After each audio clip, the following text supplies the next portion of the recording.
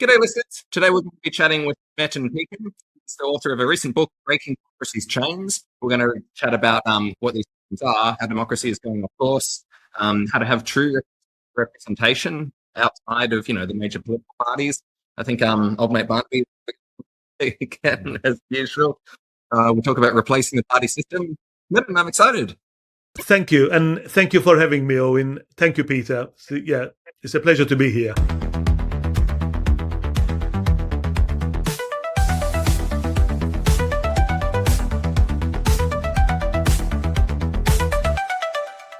G'day, listeners. Welcome to My First Party, the podcast where we meet people at the grassroots of politics. My name's Owen Miller. I'm a candidate for the Fusion Party. With us, as usual, the wisest man on the dance floor, the man who will make you want more, Mr. Peter Kargiotis. So, Metin, I'm reading a book at the moment, Friedrich Hayek, The Constitution and Liberty. It's talking about how, people vote for the wrong leader. That's why he's a bit disparaging about democracy. Is this a similar vibe that you're going for? What do you think? Is there an alternative to democracy? Well, we've got to start with definition of democracy. So what does democracy mean?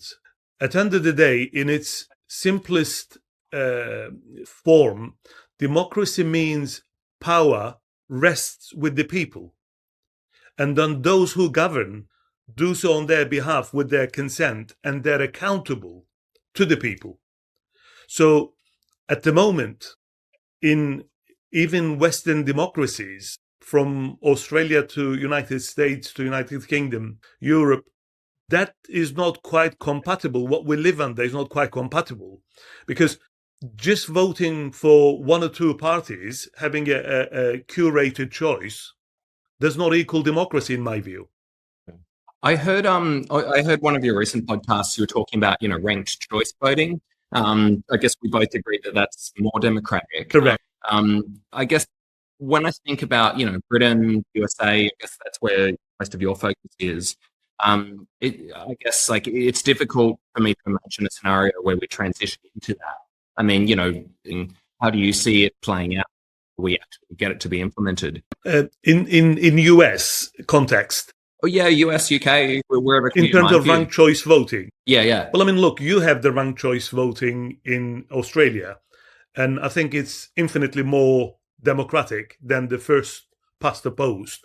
The problem isn't the voting first past the post system. It's not the voting system. The proportional representation. The problem is this: you have representation monopolized by the parties. So you in parliamentary democracy, we have either a number of parties or just two big parties. In UK, Conservatives and Labour. Yes, on occasions other parties break through, but generally speaking, we have either two-party system or multiple-party system. Now, if you look at places like Netherlands, there's large number of parties. Israel, quite a few number of parties. And what happens is that they never really secure real majority, and they end up with some sort of a coalition. And I think you have a bit of a coalition in Australia as well. So when the coalition comes into power, you have another problem. The minority parties have disproportionate influence on the governance, as they do currently in Israel, for instance. And there's a lot of compromises and no policies are really implemented. On the other side, when you have two strong parties and one has a strong mandate, then they become authoritarian almost, in inverted commas, because they just pass legislation. Because the problem is we have a whip system. And on a whip system, what they're doing, they're telling block of representatives, you best behave and vote in line with the government, and almost ignore your conscience, ignore the constituents, your voters, just go along with the party. If you don't, then there's a massive problem, because we've seen it with Brexit vote. Boris Johnson withdrew the whip from 21 veteran Conservatives, and that's the system we're in. I don't think that's democratic. I think the point, though, that again it started to be made at the start of this conversation, but again, it was missed by the end of it, is that we're still talking about what games everyone's playing at different levels. So whether it's first past the post, representation of different way of how we vote, or how these politicians they vote, whether independently or in a ultimately what we're missing one key issue, and that is what are they there for, and need to be held to account. Yeah, I say this almost on every podcast. You get the government you deserve as a society. So, like in any workplace, if you see certain behavior and you walk past it, you're complicit in it too. So, in a society that's generally apathetic to what goes on because you're interested in what the local footy team does because they put on the team games for you, or when you see, for instance, society at the moment is every society what's happening, say Israel-Palestine, and you allow certain things morally, ethically to occur, the government's complicit in it, it's going to happen to you incrementally. And again, these are the things you deserve the government you get. So you don't hold them to account. Yeah, indeed. Well, Actually, sorry, Owen, go on. Oh, man, I was going to ask you, sorry, on that point, many people, they like to blame, we have a bad government because these politicians got to do better. They don't like to say, like, we have a better government because, like, maybe I should pay more attention when I'm voting. Can you characterize how much of the blame would you put on voters versus politicians? But look, I mean, this is a deep conversation into psyche of the voters. Look, people will always be people. We will always have human factor. Some people are going to be ignorant. Some people are going to be good, merciful. Some people are going to be evil. That's just society. That's, we can curb that with education to a certain extent. But the bigger problem is the ecosystem that we live in. So how do we get into that system? Now, look, in my view, what we have is money distorting politics. And that's everywhere. Money distorts politics. Money would always seek influence. So how do we have a system that's true to democracy, true to people? And that system, for me, is without political parties, because democracy predates political parties.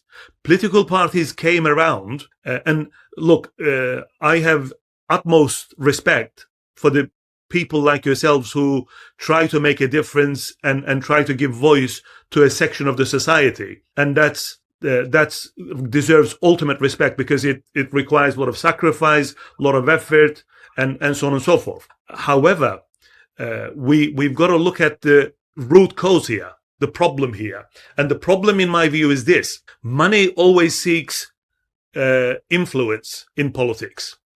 And the political parties, and let's focus on the main parties, Liberals, Labour, they depend on the money. To run the party machine, they depend on these donations. So, but you're saying, sorry, smaller parties, independents, like you're saying they depend less on money? They need money as well. They need money as well. But to run a bigger machine, you need more money. A local election is going to be different to a national election in terms of how much money you need to spend. You do. Yeah, sure. But I guess, does it go up linearly? I would say it probably goes up slower than... No, it's exponentially a lot more expensive to run the Liberal and Labor parties, because even as our Labor Labor said, they believe that there's tentacles out to the unions and they need to get... It's a big organization. Exactly. It's not volunteers, during the election. Yeah. Although, would you say there are some advantages to parties, though, aren't there? Sorry, just repeat that again, Owen, please. Well, I mean, for the benefits to voters, there are some benefits to parties, aren't there? I mean, I'm thinking if I'm going into the election, if I can see this brand name, I have some sense of, maybe I haven't heard of a particular candidate this election, but if they have that brand name, party name, I know a bit about what I'm getting. That's a good thing, isn't it? Well, yeah, to an extent, because what we have is that we have left-leaning parties get into power promising public services, and they do completely the opposite and raise taxes. So the election manifesto doesn't always translate into government policies. But the problem is this, look, at the end of the day, what choice does the voter have? Because parties have filtered the choice to the voter. Before you and I get to the ballot box, the choice is being filtered through the main parties. So not many people could sit and say, look, I agree with everything that Labour stands for. I agree with everything that Liberal stands for. Now, they do it because it's kind of been a branded group of policies that people find easy and say, well, yeah, look, we've been lifelong Labour supporters, Liberal supporters, and so on and so forth. But that's not democracy, because democracy means choice. That's advertising. Exactly. Yeah, that's just advertising and marketing, which that doesn't appeal to reason and logic. Advertising, marketing appeals to emotion, and that's all it is. You have an emotional connection to exactly. So, look, I mean, let me just kind of illustrate for the viewers on let's say an occasion that you end up in court. Would you rather have what we call legal aid, pro bono, a lawyer given to you by the state, and they give you a couple of names to choose from, and they're equally bad? Or would you rather have a choice of lawyers, and you look at the track record of these people, and you talk to these people, and then say, well, look, I want Owen to represent me. I don't want anybody else, because I can put my faith in this person. So political representation should be similar, because we should have a choice. And this is where, I mean, we can go on to the problems with the political party system, but in my view, you really have got to take break parties' monopoly and give people a choice. Because like we've said, I mean, in Australia, you also have a whip system similar to what we have in United Kingdom.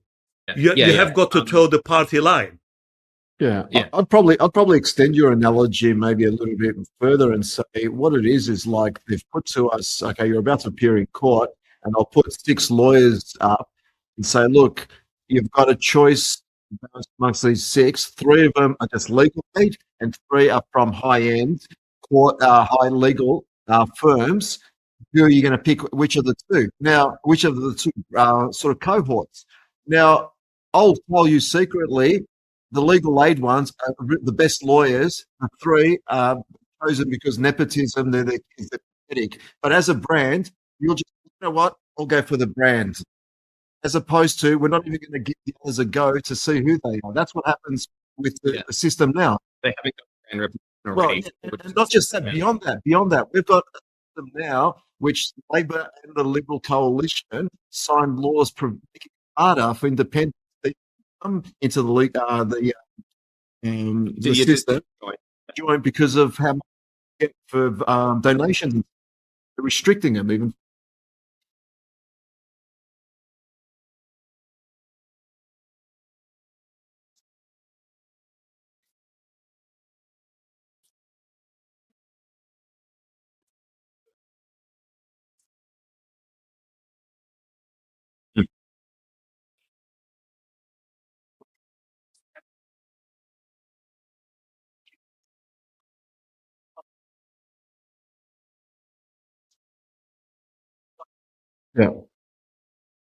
Yeah.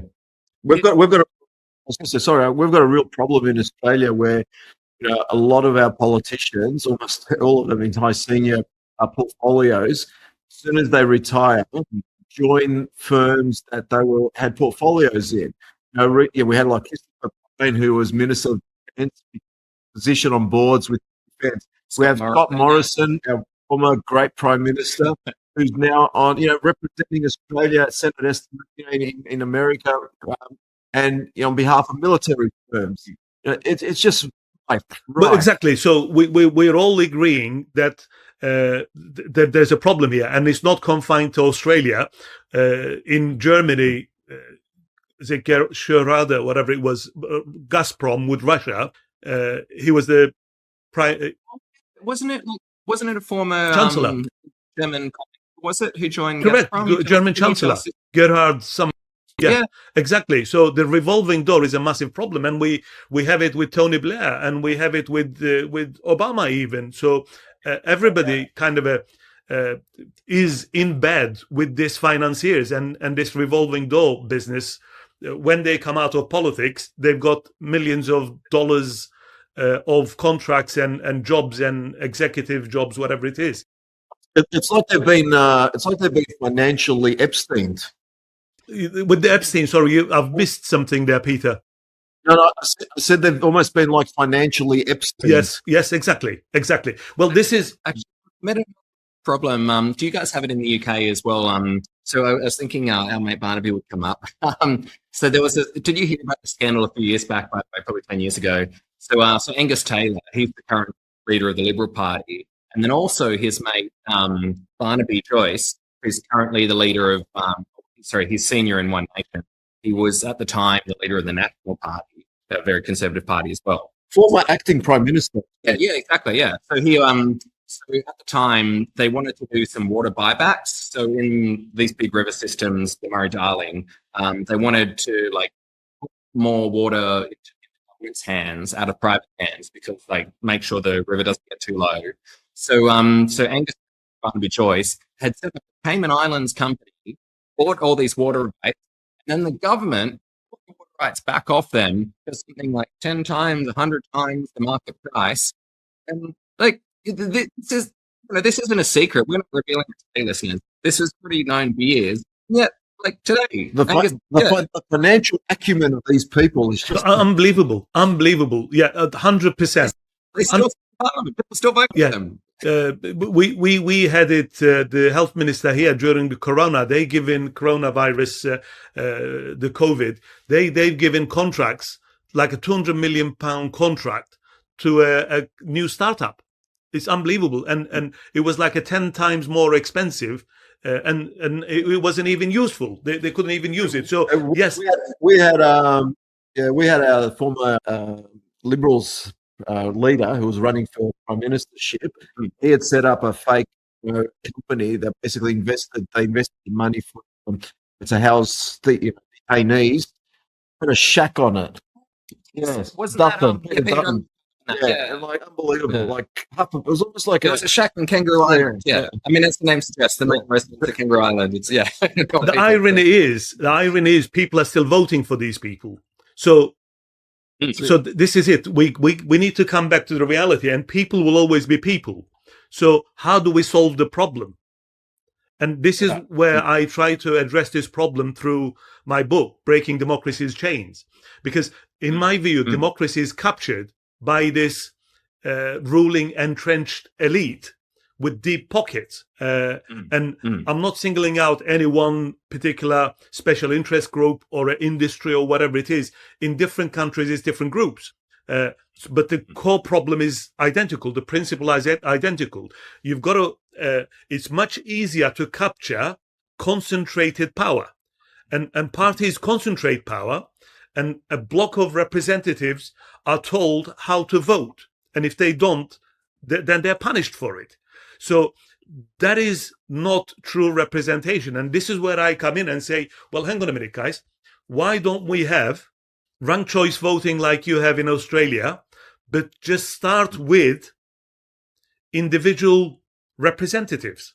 So let's vote individual representatives on each constituency in each district. Do you refer to them as constituency or a district? Yeah, electorates. In each electorate. So in each electorate, let's say we voted for you, Owen, and you how we go about it is this: everybody who wants to stand doesn't have to go through party filter. Anybody can stand, provided they're serious contender, and that seriousness is proof. They need to provide that 0.5% of voters support them. They've got signatures from 0.5% of the voters in that electorate. So that becomes a serious contender. And then we have a serious choice of 6 people, 2 people, 5 people, whatever the number is. Now, we can have their top 10 pledges on a government website in our locality, in our electorate.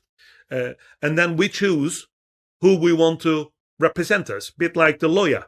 And once they're in the Congress, once they're in the Parliament in case of UK, and in your House of Representatives, if they betray us, i.e. go against their pledges, then on the next election we can vote them out and choose another lawyer, choose another representative. But with the parties we can't do that because it's a brand. You're either liberal. True. They pick a representative. Actually, point, Metin. I guess you seem to be hinting about how can we hold them to accountable? How can we make them accountable sooner? Have you heard? Where is it? I can't remember the country, but somewhere they've decided they're going to make it illegal for politicians to lie. If a politician tells a lie, they're kicked out of Parliament.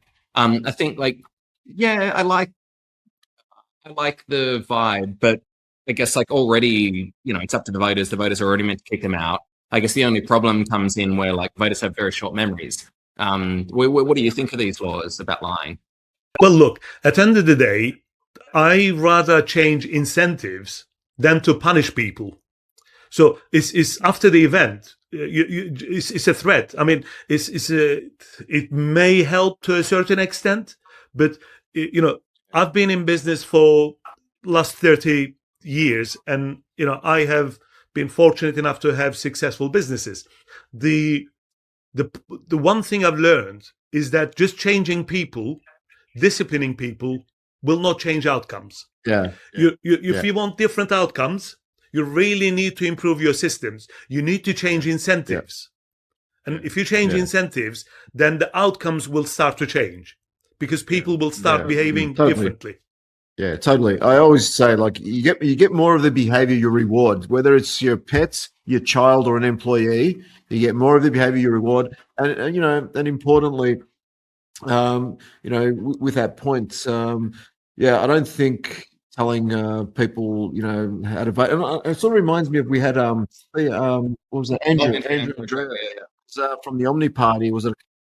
He was saying that his policy from his party is they listen to all this from their electorates and then take it in. They don't just say anything initially. Then they take it all in based on what their electorates.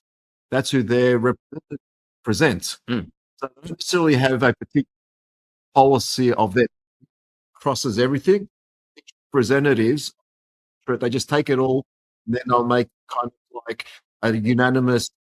Then they said, I think he said, okay, this is our collective agreement of what our look, I mean, you have two choices, haven't you? We have a choice to make the current party system of democracy better, more responsive, more controlled, or we can say, well, why do we need to have to put up with this? Is there a better system? Yeah, actually, Metin, what do you think? It's an anomaly, isn't it? So Singapore, a one-party, quote unquote democracy. People do vote. What do you call it? The protest vote. So it seems to keep the government in line. But so, how would you describe? Can we call Singapore a success story? How would you describe this? On the protest vote. Yeah. So in Singapore, I think the government, the current party, it's the same party ever since League. Oh, sorry, Singaporeans. I can't. But there's some guy, his party from the 1950s. That same party has been in. On paper it is. Singapore has gone from poor country to a success story that other countries want to replicate. So just, I guess since they don't have constantly different parties. Sure, it's a quote-unquote democracy, but it's not really what people think democracy. So, how do you explain Singapore's success? Does that fit within? Singapore is a business. Well, yeah. So, sorry, Peter, I've butted in there. You were going to say something. No, that's all I say. Singapore is a business with a facade that it is a democracy and a nation. It's a made-up business, and that it functions well because the business is still viable. That's it. But yeah, my view, Owen, is this. Look, if you want to look at a success story, it's China, and that's not democracy, is it? It's Communist Party.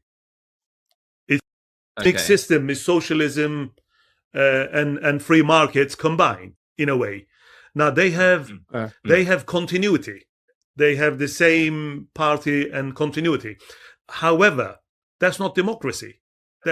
So we can't measure democracy in terms of countries' wealth or success.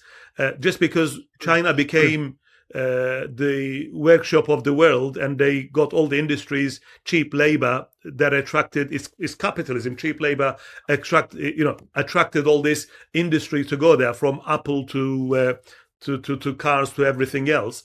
Obviously, they've learned the technology and they worked hard for it. So credit to them. They became a superpower and very rich country. Respect for that. But democracy... No, you're totally right. Yeah, you're totally right, because similar to Singapore, they've had one regime. We choose to call one a regime, the other one we call a democracy. Yeah, right. So it's just a matter of, as started off today's conversation, it's a matter of what is the definition of democracy, because people in China could well say democratically elected leaders, they win the vote every year. Exactly. Well, let's just kind of turn that on its head and say, why is infrastructure is crumbling in United Kingdom and in United States, which is the world's only superpower? Well, we know why. Trump said it. He said, I don't care about the welfare of my people. I care about the military. We water fight. He blurted it out. Whether it's based on his dementia or anything else, he blurted it out. He finally said the truth. We don't give a shit about you. I care about what our military does for the corporations. I'm telling you the truth. Well, a bit about like military geopolitics. What do you think about the US has plenty of generals. Are they going to keep what to do? How do you think they keep? There'll be a coup in the US. Well, look, I mean, at the end of the day, power rests with people, and then we have been given an illusion of choice for so long, and people cannot be betrayed forever.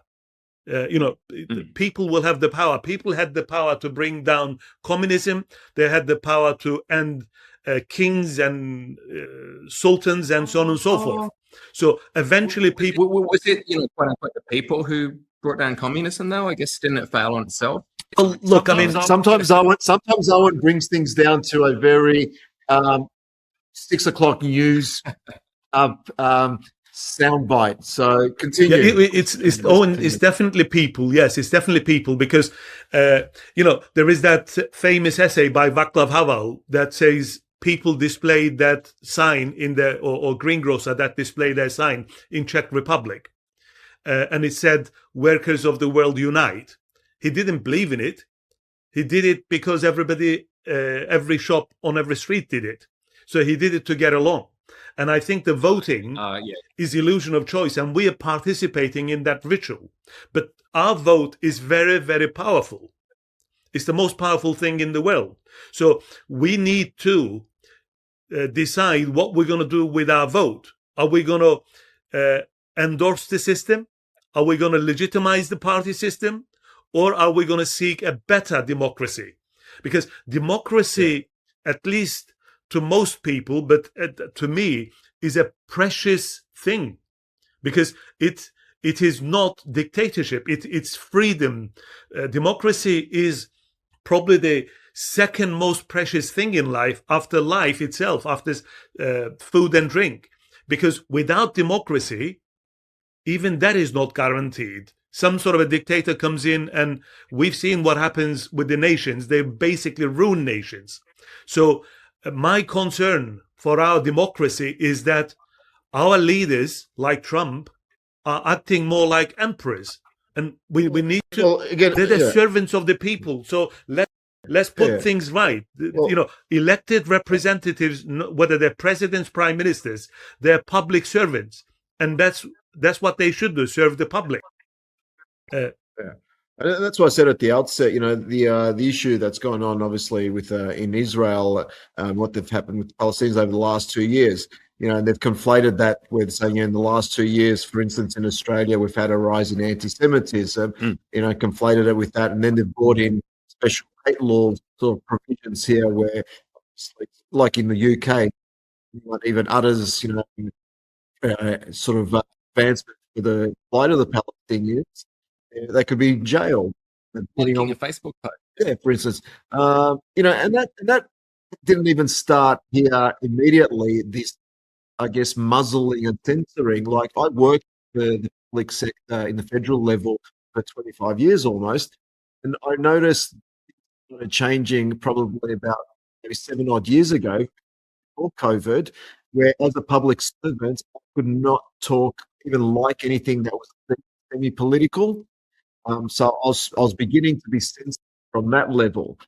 Now, I knew something was beginning to change, and now we've seen the logical conclusion of that as it's beginning to unfold. And and the fact, how people acting and sometimes not react, just the apathy of what happened over there. And that's what I'm saying. You get ready. Happens to us here. Yes. Look, I mean, our objective is to make the system more democratic. When we kind of start embarking onto the politics itself, I mean, you're a political party or movement, so you will have a view on that one. As I try to be an academic, I try to be neutral and try to understand every side. But it goes without saying, it's a tragedy. Loss of life is a tragedy. Wars are tragedy. Now, no matter how you justify it, dying school kids, girls in Iran, the kids in Palestine is a tragedy.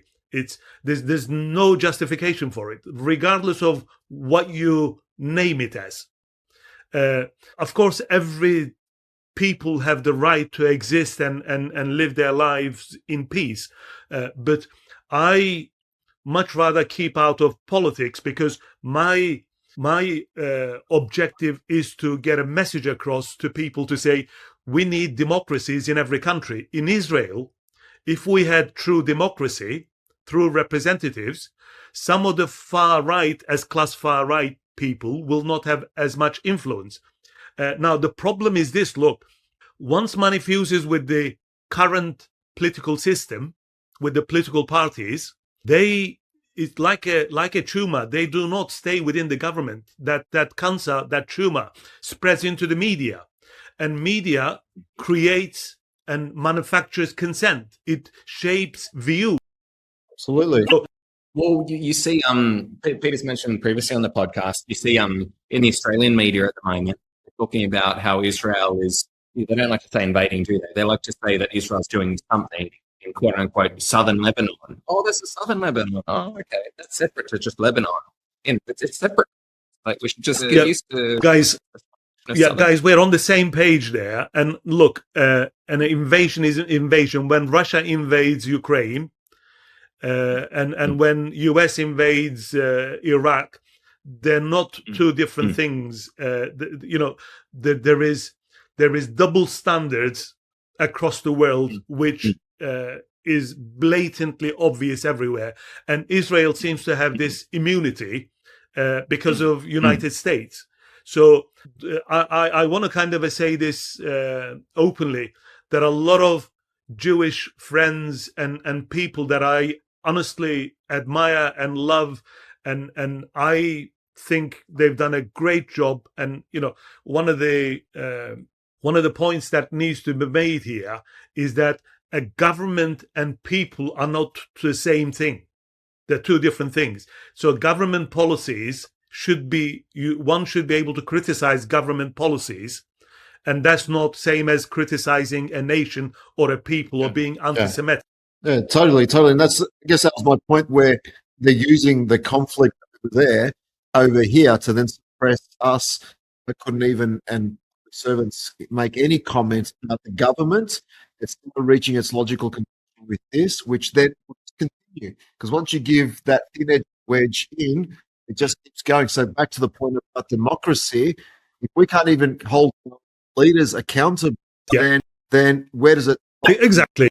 Well, yeah, government employees, like, if they're going to tell Peter and his mates, like, you can't criticize your government, your employer, like, okay. But if you're not even allowed to criticize a foreign government, like, is that democracy really? Is that democracy? Well, this is it. So So the question is, where do we go from here? So yes, we all can. Oh, the solutions in your book, aren't they? Indeed, yeah. So we all can rant and complain and moan about the problems, but how do we begin to fix these problems? So the damage is done by this money disease in politics, and parties being the perfect host for that disease, and it's spread into the media, and it's spread into the education, especially in the United States, all these funds and so on and so forth. So how do we begin to repair the damage? Well, without true representation, you wouldn't, because who holds the power? The government. Who gets into the government is the parties.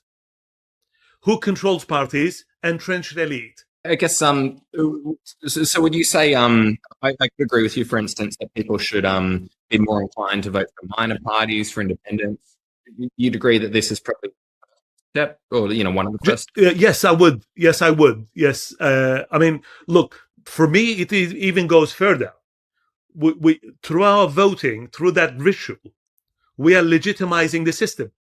Like the system doesn't endure just by force.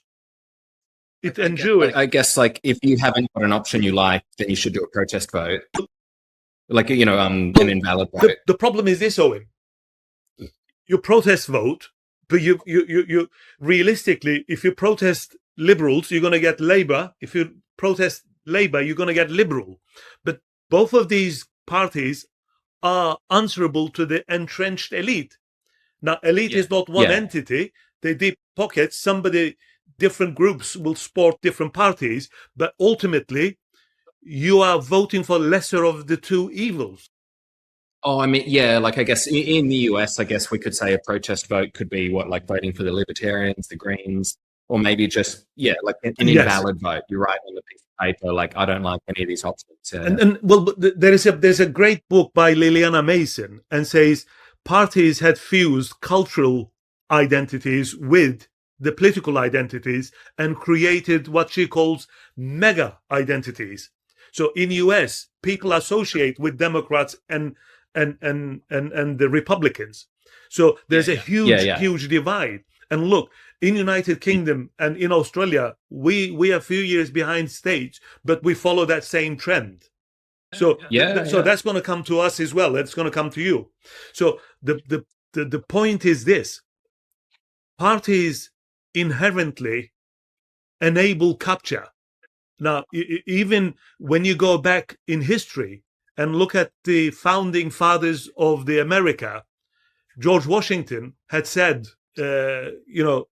unprincipled, ambitious men will subvert the will of the people. Madison's and others said similar things. The factions are bane of the republic. So it's not a new thing that we've kind of all of a sudden thrown into the mix and say, well, parties are a problem. It has always been a problem from day one, but they were necessary evil at a low information era. There was no internet, there was no televisions, no radio even. So parties were needed to organize democracy. But we live in a different era now. So we need true representation where there is no third party between the voter and the representative. Now, having said that, you guys do a great job. And I will fully encourage people to go with parties with conviction, because that's almost like independent representatives. You have a conviction and you're not accountable to the donors and big money in the system, whatever the source that money comes from. Go on, Peter. We had an interesting situation a few months back where the Labor Party tried to introduce their new hate legislation, which basically touched on what I was talking about earlier. And the Liberals eventually backed it, and they were going to vote it in with the coalition. But a few of the members of the coalition from the Nationals said, no, we're not voting for it because we don't think it's right. And because they decided no, the coalition split, which basically incriminates them of who they are. Like, you must stick with what we say, irrespective of what, even let's assume they were voting as a conscious vote, what the electorate was. No, you must do what we say because of whatever agenda we have. Now, I'm not even going to go on them again, talk about whether the agenda was right for this, because I don't believe it.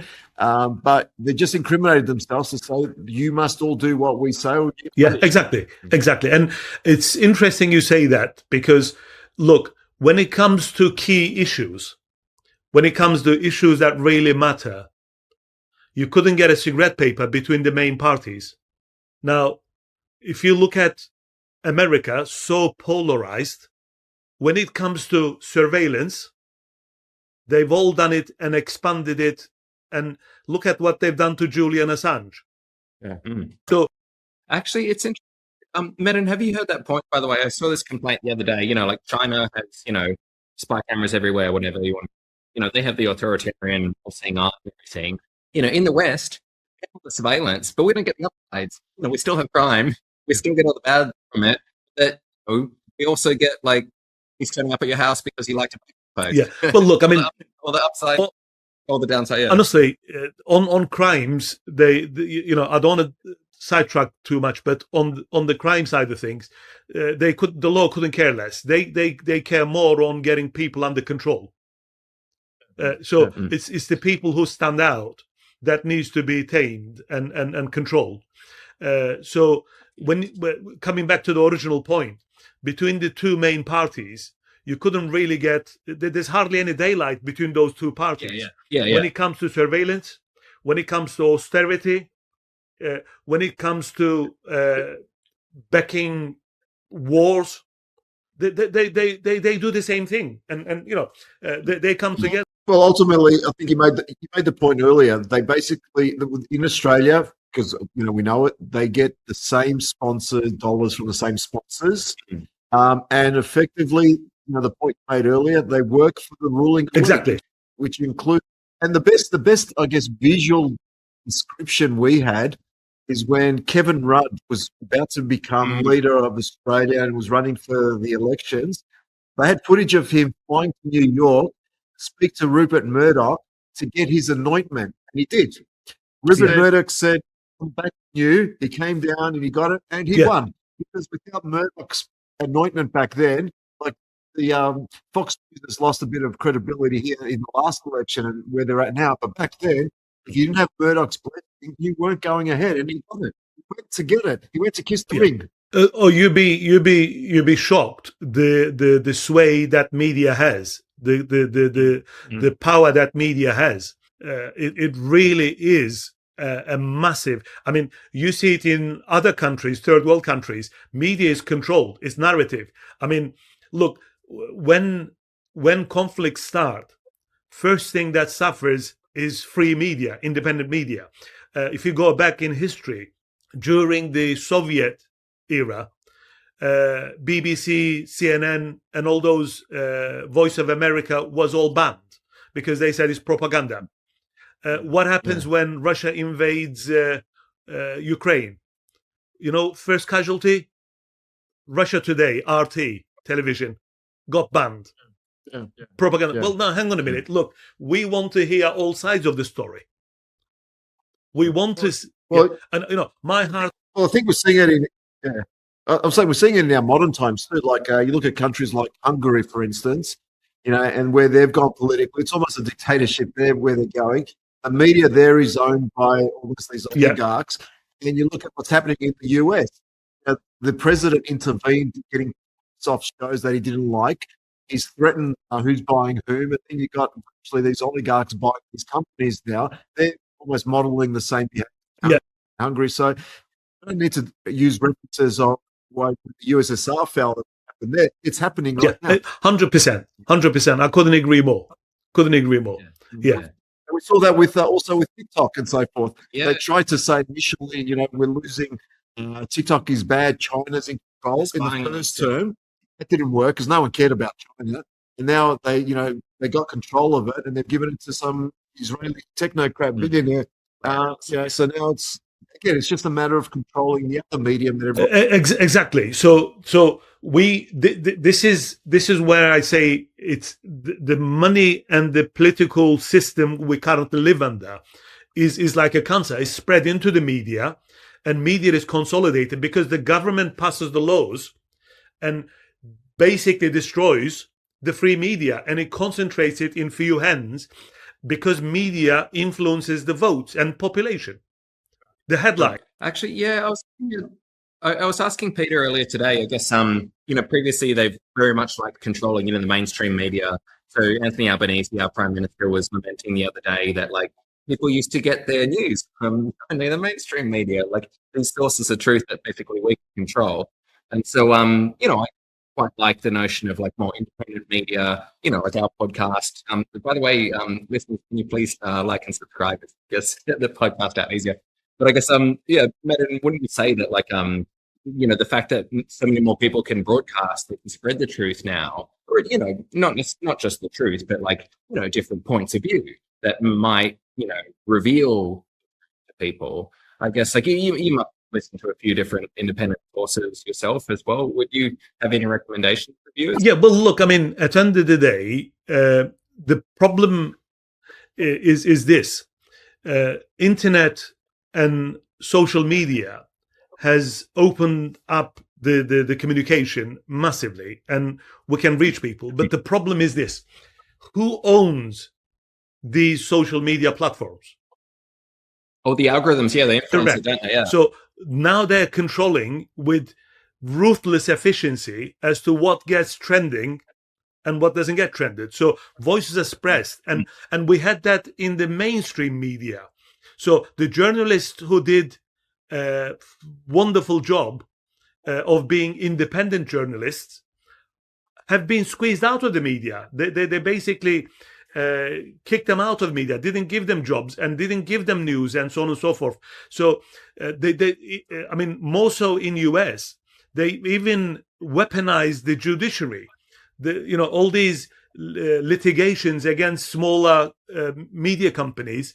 It might not go anywhere, but it bankrupts them. So the control, like we've said, TikTok was a national security. It's got sold to some other billionaire that now controls the algorithm and pushes the agenda. So we can have the voice, or we can have the different voices that speaks the truth, but how far that truth is delivered is under the control. So the real solution, we are back to square one. We need to have a government that's responsive to people, works in the best interest of the people, rather than in the best interest of the corporates and the billionaires. And it's within our grasp. We can do it. We can do it. So Metin, you raised the point before. You were saying that I think you were saying that Australia follows the lead of the UK and the US in terms of like what we see in our democracy. I wonder, do you happen to be familiar with the quote unquote the teals in Australia? I've heard of it, but I couldn't say. Yeah. So for foreign listeners as well. So the notion is, for the teals, they're sponsored by Simon Holmes à Court. He's a tech billionaire.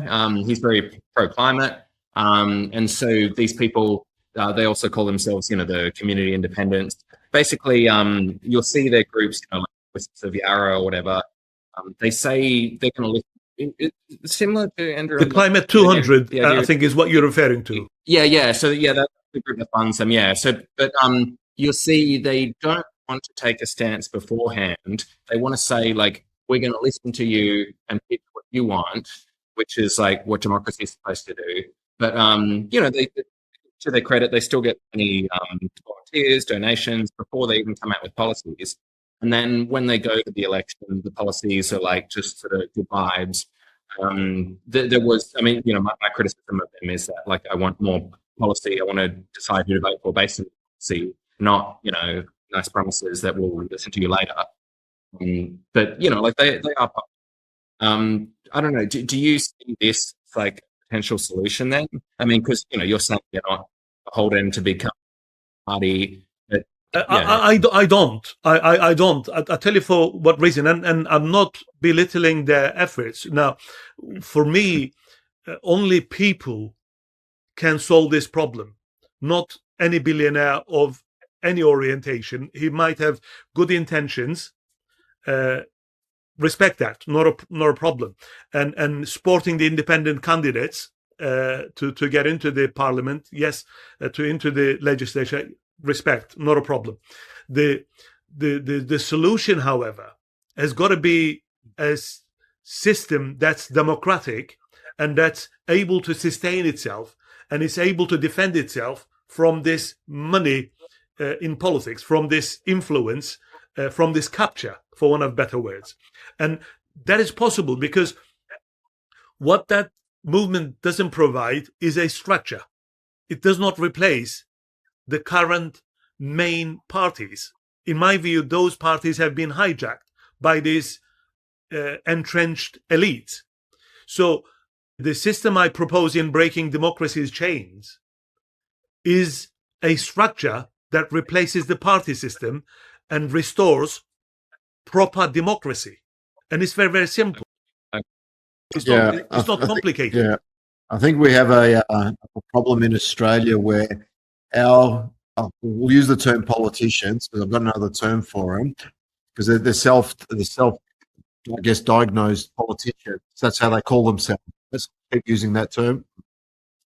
Have contempt for the electorate, and I'll give you a best definition, an example. Well, one, we vote continuously someone like Pauline Hanson in Parliament, and I don't care that her policies are or not. I'm not discussing that. It's the fact that she's an imbecile as a person, like intellectually like a lightweight, and we keep voting someone in like that, which is a symbiotic reflection of how stupid the electorate is. Firstly. Secondly, right now, and this is what the point I'm going to make, she flew on Gina Reinhardt, the mining magnate's plane, to Trump's Mar-a-Lago, right, and back. And when she was asked, why do you think this is correct, and are you then, in the pocket of Gina?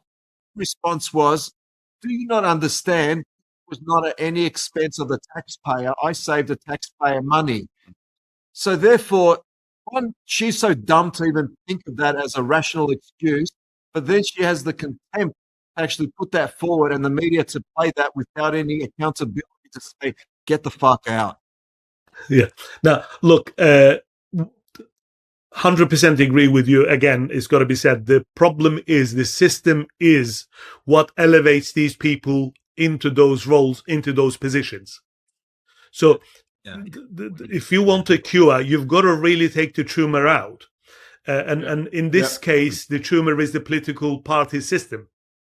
So imagine this scenario. I'll keep it very brief if I can. Is this? Imagine a scenario where we voted just independent representatives, and those representatives gone into the legislature, into the House of Representatives, and then the Prime Minister or the President is nominated, or anybody can nominate within the Constitution, whatever the Constitution allows them to be. And then through a round of votings, our representatives will vote for these candidates to narrow the list down to 2 finalists. So once you have 2 finalists, they go for now we have an input into how we select our leaders. So those leaders, the 2 finalists that's been voted on our behalf by our representatives, go to the general election for a mandate, and people vote for these 2 finalists. One, the winning ticket becomes the Prime Minister, President. The runner-up becomes the opposition leader. And then you've got a legislature full of independent MPs. We represent our electorate and our voters only. We haven't got a party pressure, party whip. So now they want to pass laws. They come to each one of those 150, 60, 650 in the case of UK, and they try to convince each representative to vote for that bill. And if the bill is right and gets the majority vote, it goes through. If it doesn't, then it doesn't. So now we've got a legislature that reflects the society. So I wonder actually, Metin, it reminds me a lot. You're familiar with the concept of petition, citizens' assemblies. yes. Like, what do you think are the pros and cons? It's the problem is this in if you go back to Athenian democracy, the numbers were so small that you could have direct communication. You can have odd referendum like we had on Brexit, and you can go to people and say, what do you think? But what cannot happen is on every legislation, it becomes clunky. So this is back to the point that we've made about a lawyer. People are not experts in every field. A lawyer is an expert. So you choose a representative to represent you. So once we chose a representative, and that representative is only accountable to us as the public, we can then have the true democracy because they're accountable to us. If we don't like what they do, we can get rid of them without any fear of letting anybody else in. So the legislature will be a reflection of the population, of the citizens. Yeah, I would say actually, I wholeheartedly agree with you. By the way, also something I should clear up before we get too deep in. A few of the comments you mentioned about like small parties and that. Just for any new listeners, Peter is not actually a member of any party. But there's a common mistake. It's also commonly mistaken that Peter's my boyfriend or something. But Random. Hey, Metin, no one game. We like to play a game with our guests. I'm going to say a political quote. You have to guess who said the quote, how much we agree with it. Yes, but I'm not a very political person. We'll go. We'll ever go. Oh, okay, sure. So it's I'll give you a hint. I'm pretty sure this person's British. Either way, if they're not British, they're American. This is the last 100 years. So the quote is: "The surest way to work up a crusade in favor of some good cause is to promise people they'll have a chance of maltreating someone, to be able to destroy with good conscience, to be able to behave badly and call your bad behavior righteous indignation. This is the height of psychological luxury, the most delicious of moral treats." I'm not going to make a fool of myself to guess it, but I'll give you a hint. It wasn't an elected person. It was Like a general or something? no, a novelist from like one of your Harry Potter books. She's become political, hasn't she? Yes, in a very right way. But Elvis, was it? Okay. Brave New World. Is he the psychologist guy? No. You're thinking of Melvin. Who was Metin? Who was the psychologist guy? Oh, I can't remember. Brave New World. Yeah. But then, because I was thinking, like there was a heard election the other day saying that for Israel, for instance, this guy was criticizing saying that why they demonize the Palestinians so much is because then it's like it becomes like compelling. Oh, they're evil, they're sinful. Yeah, let's kill them. Yeah, Nazis tend to do that. Yeah. Totally, 100. Yeah, this is it. I mean, at the end of the day, I think earlier it was Peter that was saying, well, some of those people are stupid and whatever. I would like to kind of make a qualification there.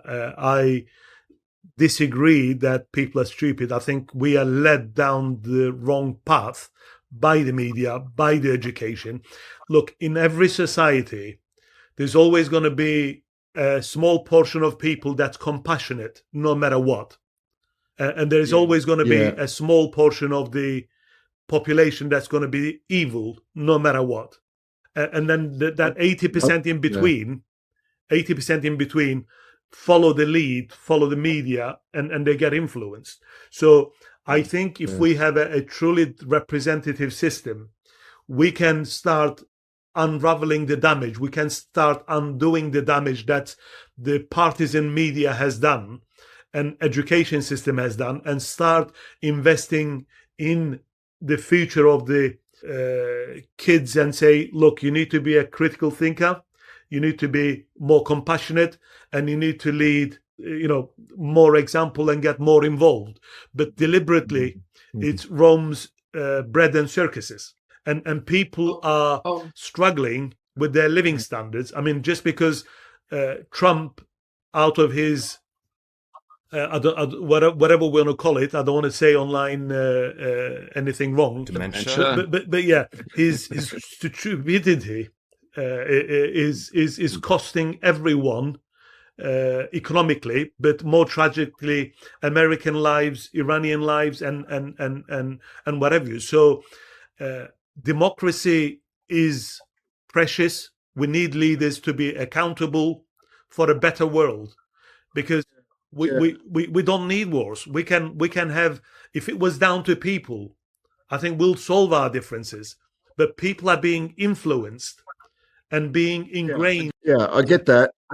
I get that, but I think to continue and maybe finish off with, we started with an analogy, and I'll finish off maybe with an analogy that I kind of think of my comment as though you can't swim, so think of knowledge or political, I guess, consciousness as water in a pool, and the more water coming into that pool is conversely like your ignorance. So the more ignorance you're allowing to fill up in that pool, and eventually it becomes over your head, at some point you need to turn around to that person and say, look, I've got no other definition now. So you can't swim. You're consciously allowing this political to drown you. Sorry, this is page. Yeah, it's ignorance, political ignorance. It is your fault. Surely, look, everybody does, every single person, including the most educated ones, we all make mistakes. We're human beings. We flow. Correct it. Yeah, correct. So people have got to learn, but education is the key. When you have a curriculum to turn out soldiers, obedient citizens, then that's what you end up with, whether we call it stupidity, ignorance, whatever you want to call it. But at the end of the day, people are, they're brainwashed one way or another. Yeah. Yeah, actually, Metin, can we go back just like when we were mentioning about the evil that Aldous Huxley was talking about, you said something along the lines of like there will be, so many people in our society. I guess I was thinking more like with this quote, I think it reveals that we all could be evil. There will be evil. You like the woman in the Netherlands, she was hiding the Jews in an attic, whatever. Anne Frank. Yeah, Anne Frank. So, like many people like to think to themselves, like it would be like Anne Frank and her family. Like, yeah, I would risk my life, my family's lives, hiding these strangers in my attic because Nazis are evil. I wouldn't be an evil Nazi. I'd risk my life to save a stranger. Like you wouldn't. Like, let's be real. And like, yes, don't look to be cognizant of the fact that like they can be roped into being evil. Everyone likes to talk about how evil these were. Let's remember this was most of Germany. Like, don't people need to be aware? And we was, Peter, to your people being ignorant of politics, don't they need to be aware that the risk of being ignorant is that they become evil? Like, this is like a thing that they could agree 100% on that one, and it's not accidental. It is not accidental. It is deliberate. It is deliberate because, look, once the media is captured through the party system, it's kind of a vilifies other side. So one side vilifies the other side, and then we got this polarization into different camps. But you're right, 100%. Look, and I stand by what I say, and this is so many philosophers and observers have said that no matter what, there's going to be some good people and some evil people, and the rest of the society will follow the lead. So if you take Nazi Germany, all Germans weren't Nazis, but once incidentally through political parties, through a Nazi party, Hitler came into power supposedly democratically, and he's kind of done away with all the institutions and got control, became like a dictator. So the Germans who stood by, they weren't all evil, but they turned a blind eye to those in power. So they went along with the evil acts of genocide and trying. Yeah. So yes, I think this is why we revert back to, we need true democracy. We need accountable democracy so that we don't generate more Hitlers. Fair enough. Hey, so it would have been good to Finish on a positive thought. Actually. So, Metin, sorry. So the number one tip to avoid becoming evil, the number one tip to save democracy, is to read Breaking Democracy's Chain. 100%. 100%. Have you got any other tips? Well, look, I mean, the one single message that I would kind of like to say is that we need to have trust in ourselves. We need to work towards our goals. We need to have hope, and we need to do our bit in the society, because that's the only way we're gonna get in front of the evil. That's the only way we're gonna prevent evil acts. So, power to the people, and don't forget, your vote is important. Either legitimizes the current corrupt system, or it will try to undermine and delegitimize this system. So if you're going to vote in next election, vote for fusion, but ultimately vote for independent representation. There's no room for big parties to monopolize our freedoms, our democracy. That's my message. Point. Thanks, Metin. It's been a pleasure. Okay, Thank you. Good chatting.